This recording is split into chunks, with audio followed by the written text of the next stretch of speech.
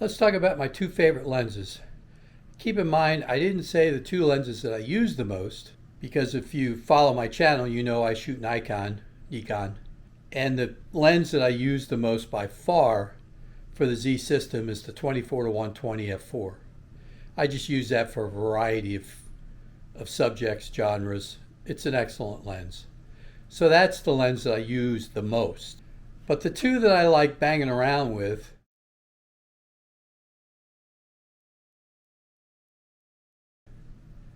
are the two Voigtlander lenses that I own.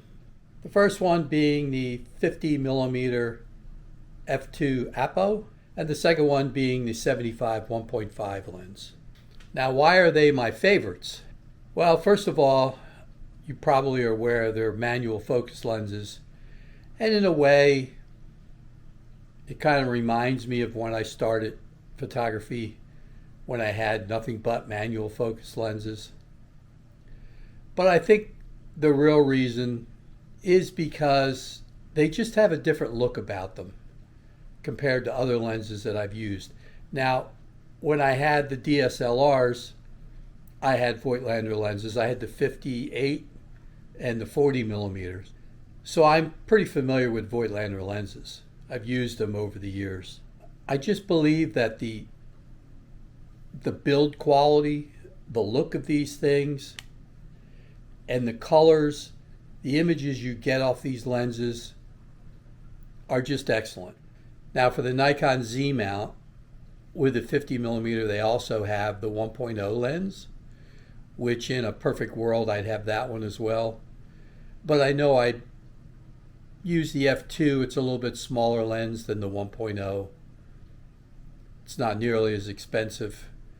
The 1.0 has great reviews. I'm sure it's a great lens. I've just never used it.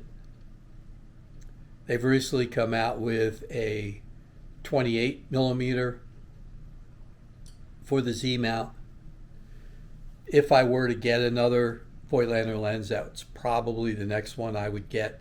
They also have a 15mm, which I don't know, I do enough landscapes that I need a 15mm to go and get that lens, because a lot of times now I either use my 20mm Nikon lens and stitch together a pano, or I use the 24-120 and stitch together a pano when I do landscapes. So I don't necessarily know that I need the 15mm. They also have a 65mm, which I've never used, mostly because I have the 50 and the 75. I don't really need a 65 on top of that. And I admit I did wait until the 75 came out. And one of the reasons why is because the 75, I think it was a 1.8 lens for the DSLRs, for the Nikon mount. I always wanted that lens, but every time I ran across one, people would admit it had a little bit of mold in it. And for whatever reason, those 75s, they had a reputation of having some mold in them. I don't know why.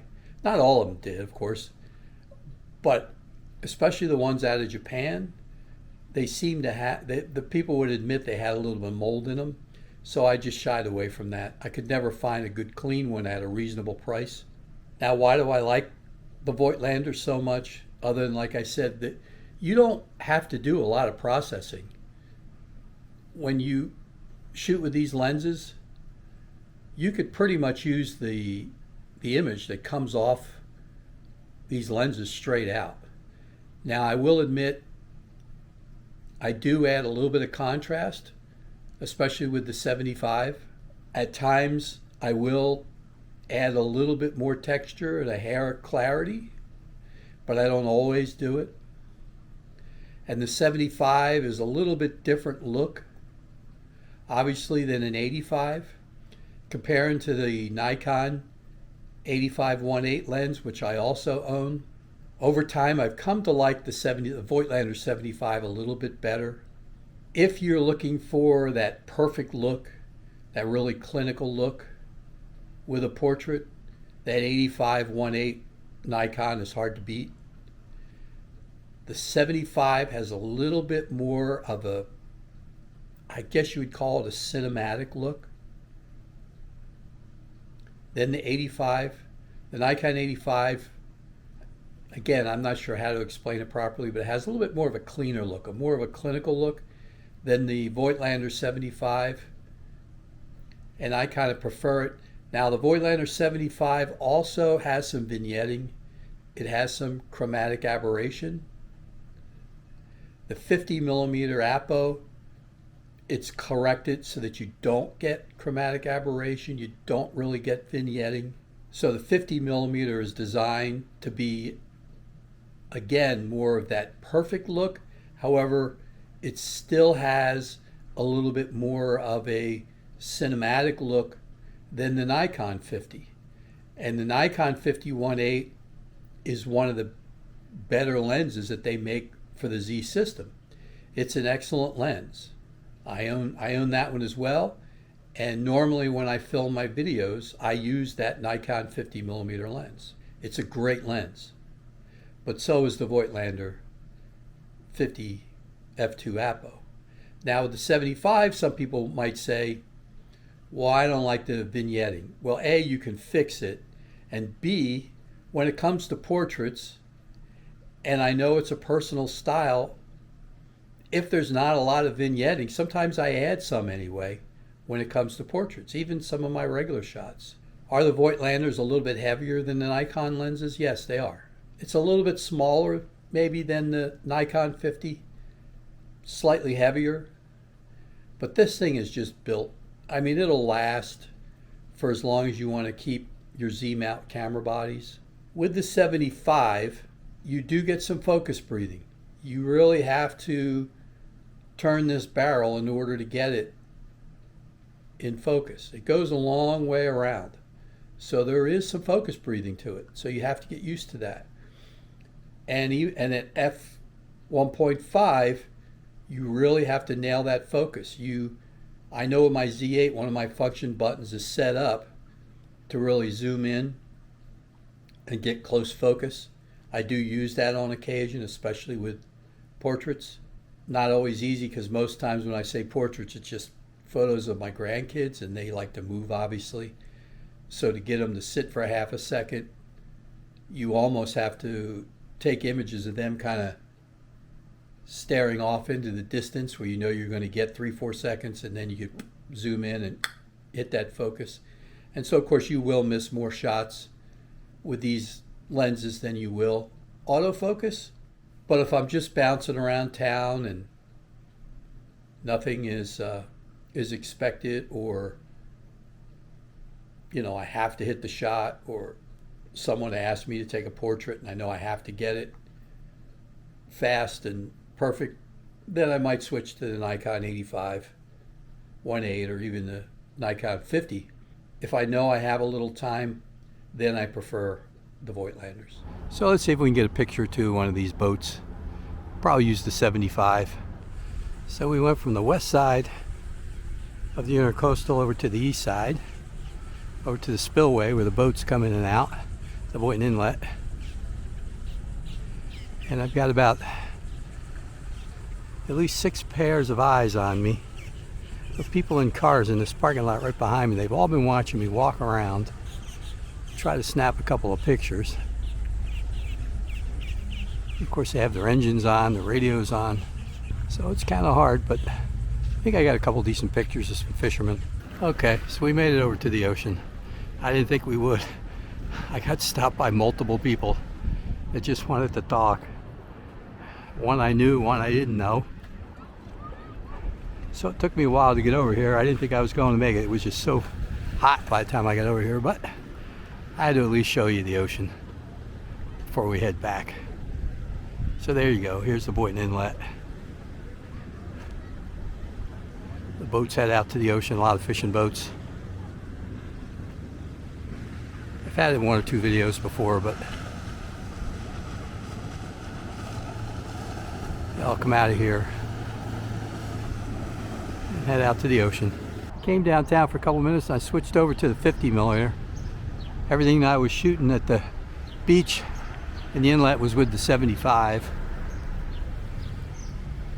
But I'm going to walk around and now just try the 50, see what we can come up with. It could be my imagination, but I think the contrast on the 50 is a little bit better than the 75. They're both very good. So if you want to do black and white, I think the 50 Apo you can convert, make a little bit better black and whites slightly than you can with the 75, but you can certainly get very good to excellent black and whites with the 75 as well. The 50, I think you can just get them a little bit easier, maybe not quite as much processing. Again, could be my imagination, but it's just my impression of it. Now, I've used both of these lenses. I've had this 50 for well over a year, maybe close to 2 years. I got it when it first came out. This is the version 1. They now have a version 2 optically. They're the same lenses from what I'm told. And that's the other thing that you can either like or dislike about Voigtlander lenses. I kind of prefer it, is that they don't go crazy and keep them all in production for 40 years the way they might with a Nikon lens. These things might only be in production for 3 years, 5 years, and then they take them out of production. And so if you have one of these lenses, it makes them a little bit more valuable. So these are, if you take good care of them, they're going to be a lifetime. You can keep them for a lifetime. The focus on them is just wonderful.